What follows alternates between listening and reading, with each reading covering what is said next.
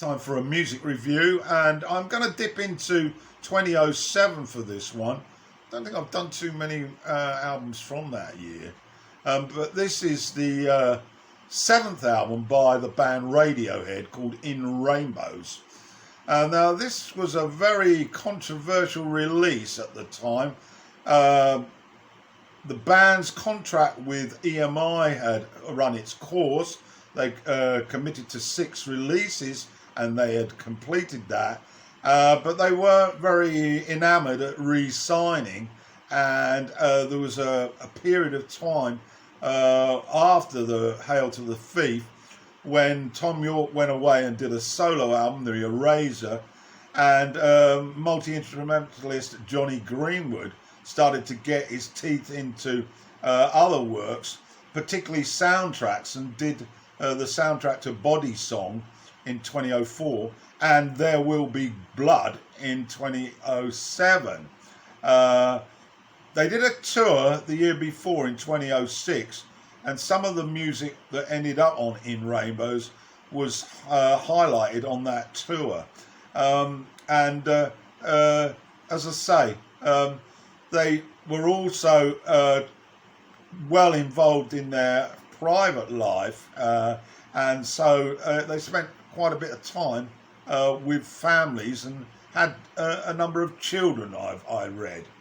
But anyway, In Rainbows, as I say, the controversy surrounded the fact that they invited their fans to pay what they wanted by downloading this album.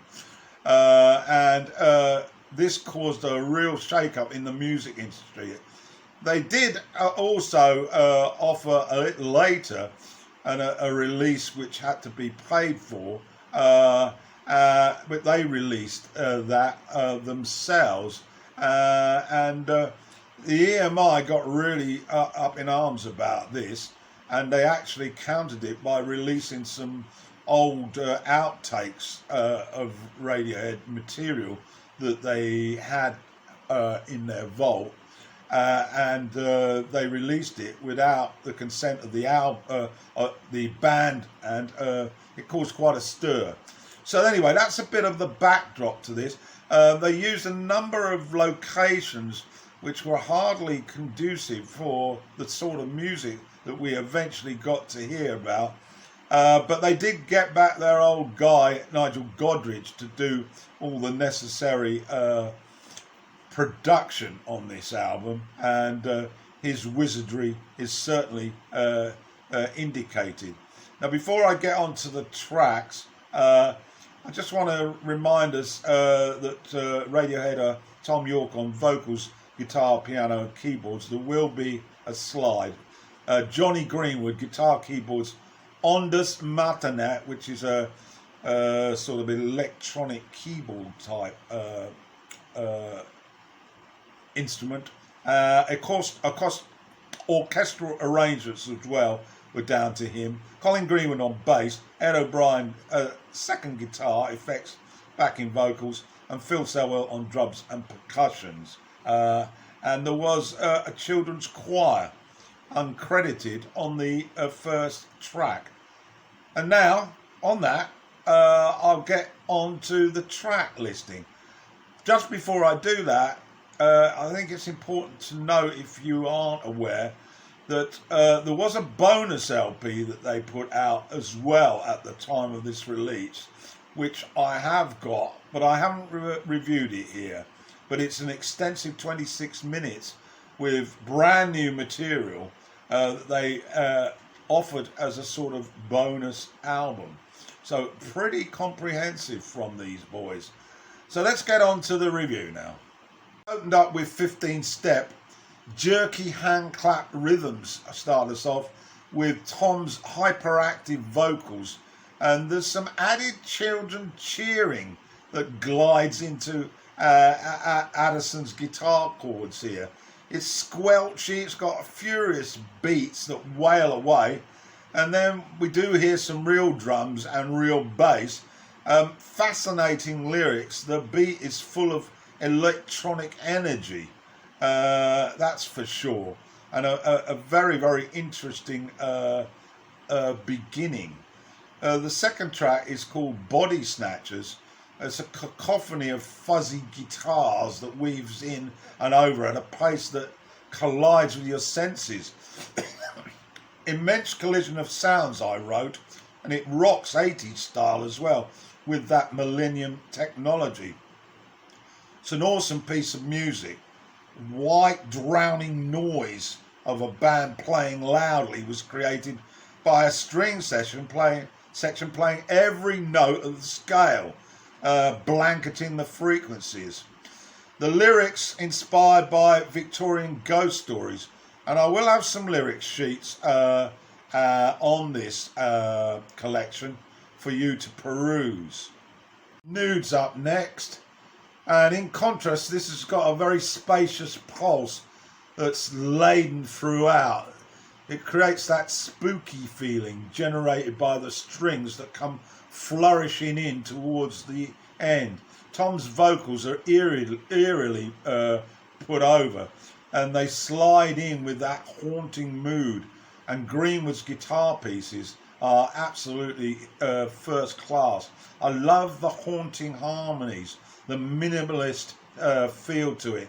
It's electronic, and there's a lot of dub influenced musical styles here, albeit that it's a quiet ballad. Brief sample of the lyric, and I've chosen Nude, which is very short, and I'm going to read it. Don't get any big ideas, they're not going to happen. You paint yourself white and fill up with noise, and there'll be something missing. Now that you've found it, it's gone. Now that you feel it, you don't. You've gone off the rails. So don't get any big idea. They're not going to happen. You go to hell for what your dirty mind is thinking. What does that all mean? Well, have a think about it. It's basically, for me, it means try and stay grounded and don't get over enthusiastic by a little success, and don't get too sort of egotistical about it. Okay, the others lyrics will be on slides. Then to track 4, Weird Fishes Arpeggio. There's a rolling sort of Kid A feel to this with jangling, ringing guitars. The drums really grab this piece by the throat as the pace and hysteria grows into a pattern of wizardry electronic sounds. Very much a highlight, it has to be said. There's a classical intro to this plodding orchestral rhythm that enables the melancholic message to encapsulate through York's vocal delivery. There's some impressive piano here that builds a crescendo of noise towards the outro. Forced Up is next. It's a simple folk intro on acoustic before the strings invoke a melancholic, mournful feel to it. Nice stuff though. Track 7's Reckoner. This is utterly gorgeous and mournful. Opens with an imaginative drum pattern which repeats throughout, and latterly the orchestrations frame in with Tom York's vocals. It's absolutely beautiful. And then we move on to House of Cards. Now, House of Cards has a ghostly, echoey feel to it through the vocals. Simple beat that proves that less is often better than more. Spacey orchestration that epitomizes where Radiohead have grown to. And very, very nice indeed. And then we get on to track 9, Jigsaw Falling Into Place. Once again, the acoustic guitar adorns the intro, leading to a fast up-tempo piece. The eeriness is back in the mix, but it still dictates a crisp rock rhythm.